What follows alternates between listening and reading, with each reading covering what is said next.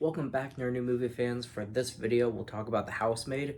Now, I didn't read the book, obviously, I'm just a lazy reader, but apparently there are more than one book for The Housemaid. There's a second, and apparently there's a third. I don't know if the third's out yet or what there is, but apparently there is a third that exists. So I guess we're just gonna have to see how the box office numbers, those results are for this movie to see if they're even gonna make more movies.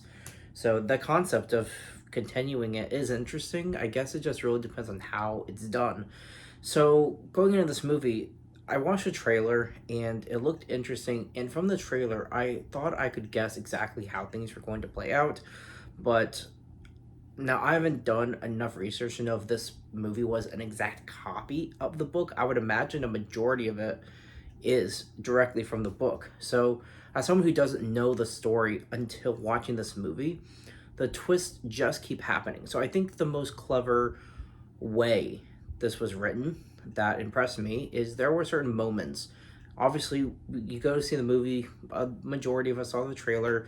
A moment came up in the movie that I remember from the trailer, and I remember thinking, okay, so this is going to be the big climax for the movie, and there's going to be some aftermath and then it's over. But it wasn't. There was a lot more movie left. And then something else happened where I was thinking, okay, I guess this is going to be the showdown between these characters. And then we get into the aftermath and it's over. But then it wasn't. 3 times I thought the movie was nearing its end. Now, that's not saying that this movie felt dragged out. That's just me not being able to comprehend what could come next from the story. So I was really impressed with that. So I guess that's just kudos to the author for the book and the director for the movie, because I was really into the plot and the way the twists kept happening. The way they were written was so interesting to me. So obviously we have generally 3 characters. We have Andrew and Nina, who are married. Then you have Millie and you have Cecilia. This is Nina and Andrew's daughter. So these are basically our 4 characters. There are a small handful of other numbered characters. There's like, I think 2, 3 characters at most that are named. But they get so minimal screen time where there's basically 4 characters for this movie. And so basically, Millie gets the job, not expecting to get it, but gets the job being a housemaid, where she starts falling for Andrew, Andrew's falling for Millie, and Nina's not having it. And so there's just all this drama and tension going on back and forth between all of the characters. And Cecilia, Cece, she's just sort of caught in the middle. And what's interesting about her character is we get a sense of something's going on. Whatever's going on behind the scenes, whatever secrets these characters have, she clearly knows about it and is just not saying it. So she's sort of the hint at what's really happening.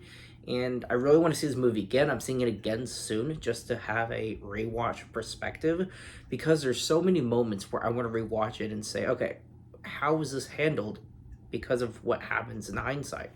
And so I think it's just one of those movies that I feel like is going to be really exciting to see again, to see where the switches happen between this character and that character. So I'm just really excited for that, because I think there is a lot of rewatchability for this, just to sort of find the hints of the new tones between some of the characters. So overall, this drama and this tension between these generally 3 characters, this is what carries the whole story, is it's all focused around these 3. So like I said, you have pockets of characters here and there, but these 3 propel the general story. So as you would expect, as getting into spoiler territory now, so now's your chance to back out. So of course Andrew and Millie do end up getting together, and Nina is basically pushed aside. What we learn is Nina is not the crazy psychotic woman that we assumed that she was. It's actually Andrew. And so Nina practically orchestrated hiring Millie and becoming crazier to make Andrew fall out of love with her. She orchestrated the whole thing just so she and her daughter could get away, because we get this notably kind of long explanation scene, but it was needed. It was good. It was well written. It was well acted. but it felt like a 20-minute explanation scene. But when we get Nina's explanation for what's happened all the way from the past, what was happening during parts of the movie, and now, it kind of just explains everything. And so when we learn how and why Andrew is the manipulative one and not Nina, it raises the stakes, it makes the stories more interesting, and you sort of struggle who to root for. So we have Millie, who you want to root for because she was innocent in the situation, but she also kind of lied her way into this job. Then you have Nina, who has some questionable choices of how she handled things, but she's also desperate, and rightfully so. Then you have Andrew, who's just, you can't root for him, but for so long during the movie, he's just a likable guy. I mean, the actor did a really, really good job. I was really impressed with his acting. When this showdown happens, when all these characters are sort of coming face to face after these revelations, the acting is so well done during these scenes. I just thought it was great. So this movie does grab your attention from pretty much near the beginning, and it holds your attention and carries you through the rest of the movie. So yeah, overall, I really enjoyed this movie. I thought the acting was really good. I thought the plot twists were really cool. So that goes with the writing, or if the plot was just a copy, then that's good directing.